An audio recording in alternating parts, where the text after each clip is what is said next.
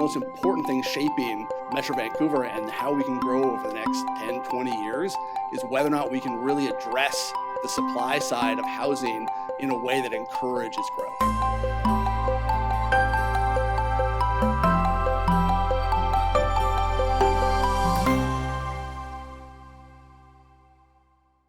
I think we have a really good grasp on what the short-term impacts of COVID-19 are.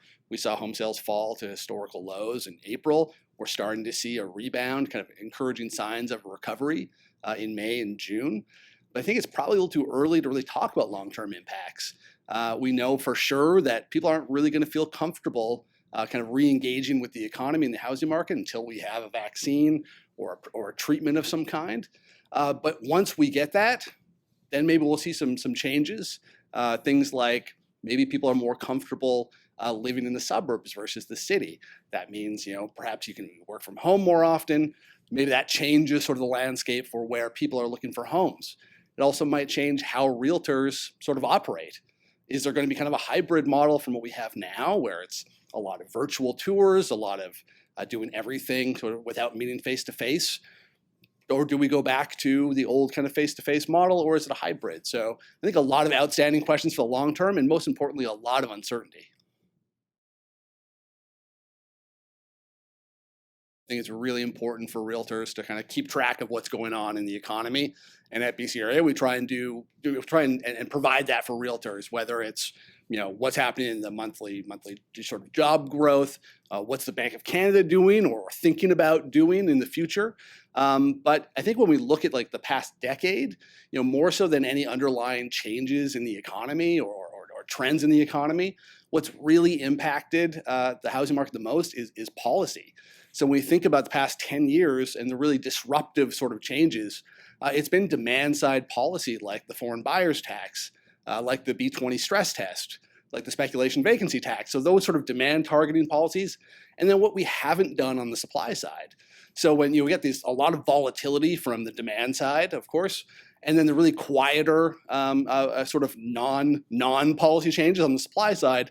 And maybe, when we look at what's happened in home sales, we see, after the foreign buyers tax, big decline in sales, and then things came back. B20 mortgage stress test, big decline in sales, and then we're on our way back. But each time we're coming back into a supply-constrained environment because we haven't got enough of a policy change on the supply side. So sort of, I think it's really important to keep track of what's going on in the economy, like really important, especially right now when we have these really kind of big disruptive changes in the economy.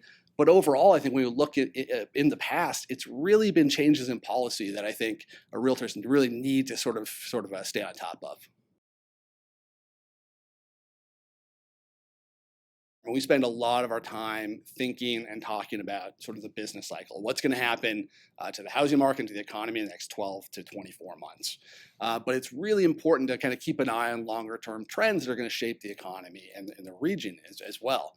And when we think about long-term economic growth, or when economists think about long-term economic growth, it's really kind of a function of two things. It's how quickly can we grow our labor force, and kind of how much can we get out of that labor force. That's what we call productivity.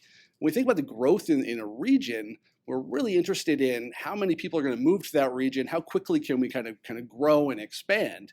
And that's really a function of economic opportunity and affordability.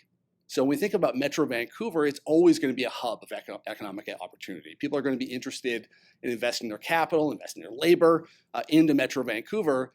But on the cost side, the cost of that migration is pretty expensive. I mean, Vancouver is a pretty expensive market.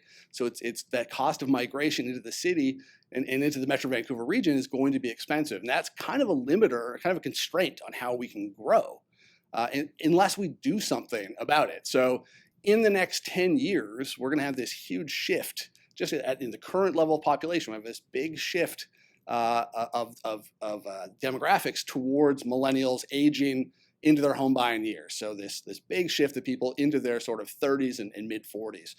Those people are going to need homes, and without changes to policies like zoning, getting supply to market way faster than we're currently doing, we're going to have kind of a limiter on how much the metro region can grow. So the most important thing shaping Metro Vancouver and how we can grow over the next 10, 20 years is whether or not we can really address the supply side of housing in a way that encourages growth.